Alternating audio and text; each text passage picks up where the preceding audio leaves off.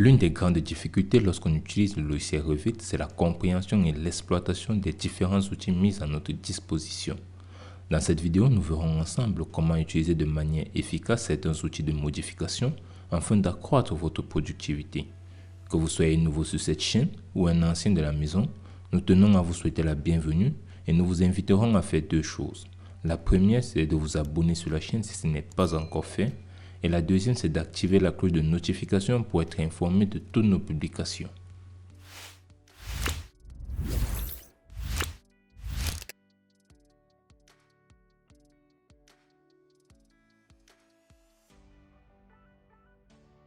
L'objectif de cette vidéo, c'est de montrer comment utiliser des outils de manière efficace pour réaliser un projet. Et parmi ces outils, nous allons réaliser l'importance des différents éléments qui se trouvent dans l'onglet modifier et dans le sous-groupe modifier. Donc, nous allons utiliser ces différents éléments et pour ce faire, nous allons débuter un projet ensemble. On va déjà réaliser des axes. On va faire GR pour matérialiser un axe. On va mettre un axe d'un point à un autre. Là, par exemple, on va juste s'arrêter là. On va mettre notre axe et là, nous avons réalisé notre axe. Et ensuite, on peut encore faire GR pour mettre le deuxième axe, mais nous allons utiliser notre option, l'option copier. Nous allons utiliser l'option copier. On va sélectionner notre élément. Une fois qu'on a sélectionné notre élément, on tape la touche Entrée.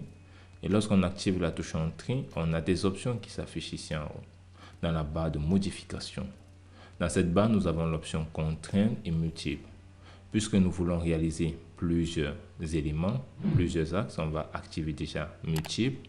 Ensuite, nous pouvons sélectionner et vous remarquerez qu'on peut aller directement de manière verticale ou si l'on est déplacé, on peut le faire avec un angle. Mais notre objectif, c'est de rester de manière verticale tout le long. On va activer la touche Contrainte. Et lorsqu'on active Contrainte, on peut aller soit de manière horizontale ou de manière verticale. Nous allons aller de manière verticale et nous pouvons nous étendre aussi loin que nous voulons. Ensuite, nous allons taper la distance qu'il y a entre l'axe que nous avons choisi et le second. On va mettre par exemple 4 mètres. Ensuite, on va se dire entre le second et le troisième, il y a 5 mètres par exemple. Ensuite, on pourra se dire 3 mètres 5, pourquoi pas. Et ainsi de suite.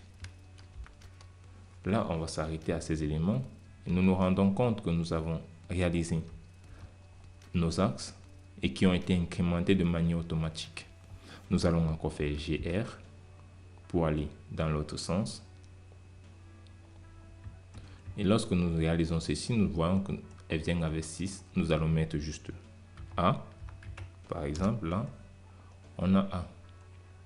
Maintenant, sur notre axe, sur les différents axes qu'on va copier de manière horizontale, nous nous rendons compte, par exemple, que nous avons un décalage respectif et régulier que nous allons prendre de 4 mètres par exemple.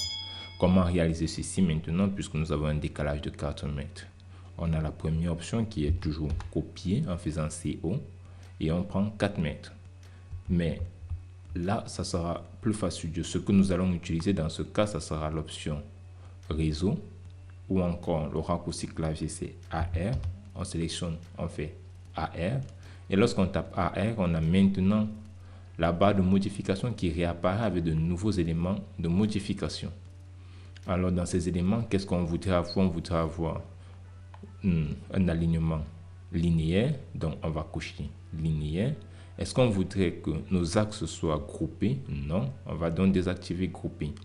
Combien d'axes on aimerait avoir? On va se dire, par exemple, qu'on aimerait avoir 8 axes. On va mettre 8. Maintenant, dans cette zone, on nous demande de déplacer vers le deuxième ou le dernier. On sait que notre différence, l'écart qu'il y a entre le premier axe et le deuxième est de 4 mètres. Donc, cela veut dire on veut se déplacer vers le deuxième. Si par contre, on connaissait la distance totale entre le premier et le dernier, on allait juste faire. On allait prendre se déplacer vers le dernier. Ainsi, nous allons juste prendre le point. On allait mettre la distance finale et Revit allait se charger de séparer de manière équitable. Dans notre cas, on veut aller jusqu'au deuxième. On va donc sélectionner notre élément. Ensuite, on va mettre 4 mètres à l'intérieur. Une fois que nous avons réalisé nos 4 mètres, nous voyons que nous avons une incrémentation qui se fait de manière exacte. Ce que nous pouvons faire, c'est que nous allons réduire déjà cette zone. On va revenir à ce point et on va taper Z1 pour zoomer cet élément. Maintenant que nous avons réalisé un zoom de la vue, nous pouvons maintenant passer à autre élément. Nous allons utiliser par exemple là, on va faire un axe circulaire. On dira même qu'on fera deux axes circulaires. On va prendre axe multiforme. Et dans les axes multiformes, on va prendre un axe qui commencera sur ce point, arrivera là, se terminera là par exemple. On va valider. On a notre point qu'on appellera par exemple 1'. On fait valider. Une fois que l'on a terminé avec cela, on va réaliser un deuxième sur ce point. On va encore faire GR. On va prendre axe multiforme. On va prendre axe. On va se mettre là. On va aller dans ce sens. On fait valider. On va l'appeler 2'. Maintenant que nous avons terminé par exemple avec nos éléments, nous voulons réaliser on veut maintenant matérialiser nos poteaux. Par exemple, pour mettre les poteaux, on va faire CL pour placer des poteaux. On veut mettre des poteaux de 20 par 40 en allant au niveau de la hauteur et on va s'arrêter au niveau 2. Ce qu'on va faire déjà, c'est on a le choix, soit on met les poteaux directement sur tous nos éléments ou on peut mettre des poteaux 1 à 1 ou on choisit de prendre sur les quadrillages. Et lorsqu'on prend sur les quadrillages, tout ce qu'on a fait, c'est de sélectionner de la gauche vers la droite. Ainsi, on désactive par exemple ces éléments. On voit qu'on a positionné nos poteaux sur tous nos quadrillages. On fait valider. Et lorsqu'on fait valider, on voit qu'on a nos différents poteaux sur tous les éléments. Là, nous pouvons étirer. Voilà. On a maintenant nos poteaux que nous avons matérialisés sur tous nos différents éléments. Comment réaliser par exemple, si nous voulons par exemple que ce poteau soit pivoté et qu'il ne soit pas dans ce axe. On a deux options. On peut utiliser directement l'option rotation où on sélectionne le poteau, on fait entrée. Et là, lorsqu'on fait entrée, on a notre courbe qui nous permet de regarder. On peut donc choisir de prendre dans ce sens et d'activer ainsi. Là, nous pouvons modifier le sens de notre poteau. On va faire CTRL Z. On va déjà laisser ce poteau ainsi. Donc, ceci dit, si nous avons nos poteaux là et que nous voulons par exemple que ces poteaux regardent dans l'autre sens, on va faire RO pour la rotation. On prend l'angle et on met. Et maintenant, si nous voulons le réaliser par exemple pour tous les poteaux qui se trouvent là à l'intérieur, ça fait énormément de poteaux et ça fera énormément de travail. Une autre option qui existe, c'est de sélectionner par exemple tous les poteaux qui vont être modifiés. On va prendre tous ces poteaux et on va taper la barre d'espacement. Avec la barre d'espacement, nous avons une rotation de 90 degrés qui se réalise sur tous les poteaux par rapport à leur axe personnel. Donc, on va garder par exemple ces poteaux de la sorte. On va avoir des poteaux réalisés dans un autre sens. On va aussi changer la forme de ce poteau. La prochaine étape, par exemple, pour nous, ce sera de mettre des poteaux sur cet élément espacé d'un angle de 45 degrés de part et d'autre. Donc, cela veut dire qu'on aura 1, 2, 3 et 4 poteaux. On pourra donc sélectionner notre poteau. On va utiliser l'option rotation qui est très intéressant. Et lorsqu'on va faire l'option rotation, notre objectif ici, c'est de copier ce poteau. On va donc activer copier. Et ensuite, on va ici maintenant modifier l'emplacement parce que notre point de rotation, ce sera le repère de notre axe. Alors, ce qu'on fera, c'est qu'on peut choisir soit lieu, en cliquant sur lieu, on met à l'emplacement. Ou alors, vous pouvez juste sélectionner le bouton qui se trouve à ce point, vous le disposez où vous voulez. Alors, on le remet à lieu. Et là, on va donc prendre cet élément, on va mettre l'angle de rotation qui était 45 degrés. Une fois qu'on a mis l'angle de rotation de 45 degrés, on peut encore taper la touche Entrée pour activer la rotation. Et là, on va encore activer Copier. On va modifier. On le met dans ce sens et on met là, 45. Vous remarquerez que le poteau, au fur et à mesure, rote aussi, pivote en même temps. Donc nous allons reprendre notre poteau, on va faire encore rotation RO. On va faire copier. Et là, on va modifier. On va prendre, on va mettre une rotation de 45 degrés. Là, nous avons terminé. Nous voulons par exemple réaliser le même travail ici. Mais nous remarquerons qu'en utilisant la rotation, ça fait énormément. Ce que nous allons utiliser, c'est encore l'option réseau en faisant AR. On va faire annuler. On va faire AR. Oui, on va faire OK. Cet élément structuré va être détaché de notre cadrage, il n'y a pas de souci. Et maintenant que l'on fait AR, on va activer plutôt radial.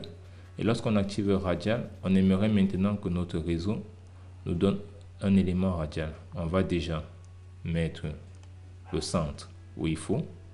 Une fois qu'on a mis notre centre, on va définir le nombre d'éléments, le nombre d'occurrences. On voudrait avoir combien d'occurrences? On va se dire qu'on voudrait avoir là, de là, jusqu'ici, on a 5 occurrences. Donc, le nombre, on va mettre 5.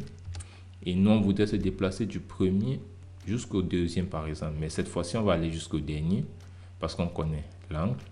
On va donc se déplacer. On va prendre d'ici à là. Et là, nous voyons qu'il a fait dans le sens opposé.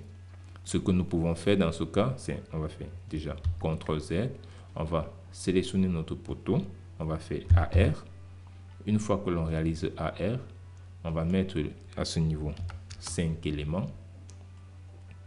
Et on veut aller jusqu'au dernier. On va se mettre à ce niveau. Maintenant, lorsque vous prenez votre élément et que vous voulez tracer, puisque Revit lui travaille dans le sens par défaut, c'est le sens inverse aux aiguilles du montre. Mais là, nous voulons aller dans le sens des aiguilles du montre. Donc, on va mettre ici moins 180 degrés. Et nous aurons notre élément qui sera réalisé dans notre élément. Vous allez voir à ce niveau, on a tous les éléments qui sont réalisés d'un seul coup. Avec les éléments de réseau, vous pouvez facilement créer des objets très faciles. Maintenant, il est question pour nous ici de disposer nos différentes poutres. On va faire PM en prenant des poutres par exemple de 40 par 60. On va mettre, on va aller de ce point. On ira directement jusqu'à notre poteau. On fera CTRL Z déjà. On va définir notre poutre, le niveau de notre poutre, on voudrait le mettre au niveau 2 parce que notre coupe regarde vers le haut. On y va d'un point à un autre. Par exemple, ainsi. Nous allons donc sélectionner notre coupe, on va faire CO. Là, on pourra faire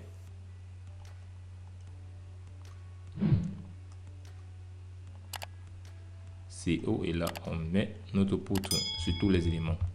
Une fois qu'on a réalisé notre poutre, on voudrait aussi réaliser le même élément, mais dans ce sens. Mais comment réaliser cela? Au lieu de prendre CO, ce qu'on prendra encore, ça sera à ce niveau AR pour réseau. Et à la place de linéaire, on va prendre un réseau. À la place de radial, on va prendre un réseau linéaire. Et dans notre réseau linéaire, on voudra un réseau avec 8 éléments. Et on voudra du premier au dernier. Donc on va se mettre à ce point, on va aller jusqu'ici. Une fois que l'on a fait, on voit qu'on a notre réseau qui a été réalisé directement de manière correcte. Mais nous voulons par exemple apporter des modifications parce qu'on se dit, sur notre réseau, à ce niveau, on aura un seul plancher et les poutres ne doivent pas arriver à ce point. Nous allons donc utiliser une autre option qui sera cette option. Dans cette option, nous allons prendre l'option ajuster et prolonger plusieurs éléments. Nous avons deux types, on a ajusté et prolongé un seul élément et plusieurs éléments. On va prendre déjà ajuster et prolonger un seul élément. Lorsqu'on prend ajuster et prolonger un seul élément, on sélectionne l'objet sur lequel on voudrait faire l'ajustement. On va aller à l'axe de notre poutre. Ensuite, on sélectionne la poutre qui doit s'arrêter à ce niveau. Vous remarquerez que lorsqu'on se met, ça vous montre un point interrompu bleu qui se trouve juste ici en bas.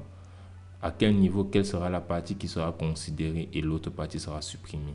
Si je me mets ici, on remarque que c'est cette partie qui sera considérée. Donc je sélectionne comme ça et nous voyons que la rupture se fait de manière automatique. Mais à ce niveau, je serai encore obligé de sélectionner pour continuer. Là, nous allons utiliser la deuxième option qui est ajuster et prolonger plusieurs éléments.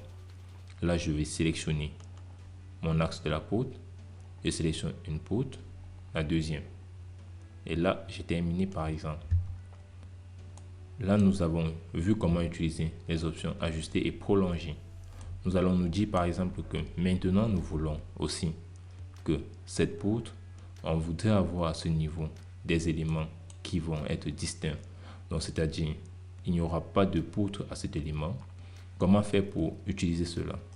Si nous prenons encore l'option ajuster prolonger et qu'on prend par exemple cette poutre, on clique, on voit que la poutre va entièrement être supprimée ailleurs pour venir s'arrêter à ce niveau. On va faire CTRL Z et on va utiliser une nouvelle option, l'option scinder.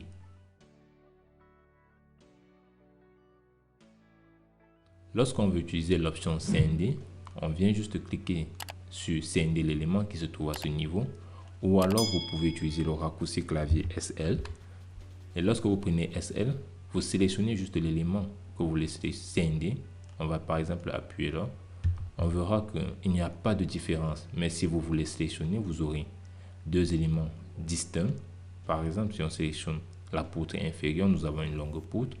Et la poutre supérieure, nous avons des poutres différentes. Alors, lorsqu'on a fait scinder, on peut maintenant réaliser, ajuster l'élément. On sélectionne, on met là. Ensuite, on peut sélectionner notre élément et on descend. Cela nous permettra ainsi de faire des éléments corrects sans souci.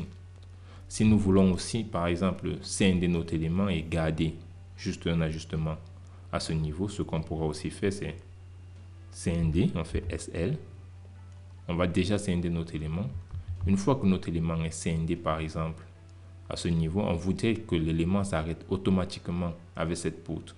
Comment réaliser cela? On peut utiliser soit l'option ajuster comme on vient de le faire, ou on va utiliser l'option prolonger. Ajuster, prolonger en angle, qui est TR. On va faire TR. On sélectionne notre poutre, on sélectionne la deuxième poutre, et nous avons directement un ajustement automatique qui se réalise. C'est la même option lorsque vous utilisez AutoCAD, qui est chanfrein ou raccord. Et lorsqu'on a terminé avec cela, nous voyons que nous avons des éléments. On peut sélectionner simplement celui-ci. On peut réduire aussi la distance en maintenant le bout. Si on fait CTRL Z, on sélectionne notre poutre avec le point de contrôle qui se trouve juste à l'extrémité. On sélectionne et on descend. Et là, on a notre élément qui commence à être matérialisé comme nous le souhaitons. Nous voulons aussi, par exemple, réaliser nos poutres de manière circulaire sur cette zone. On va déjà prendre poutre, on va faire BM. Et lorsqu'on prend BM, on a ce qu'on appelle les outils de dessin. Les outils de dessin sont des outils très intéressants lorsque vous voulez réaliser des modélisations. Nous allons prendre, par exemple, dans ce cas, comme outil de dessin, on va prendre arc, début et fin. Pour ce premier élément, on va sélectionner le début, on sélectionne la fin, ensuite on fait l'arc. Rien de plus compliqué, rien de plus facile. Nous allons déjà faire le deuxième élément, mais par contre nous allons prendre arc de cercle. On va prendre déjà le centre, on se met l'axe et on détermine. Là nous verrons comment nous avons vu ici comment réaliser cet élément de manière facile et efficace. Si vous avez aimé la vidéo, un like nous fera plaisir, des partages nous encourageront énormément et surtout, vos appréciations et vos avis dans les commentaires nous permettront de nous améliorer. En attendant, nous vous donnons rendez-vous dans la prochaine vidéo.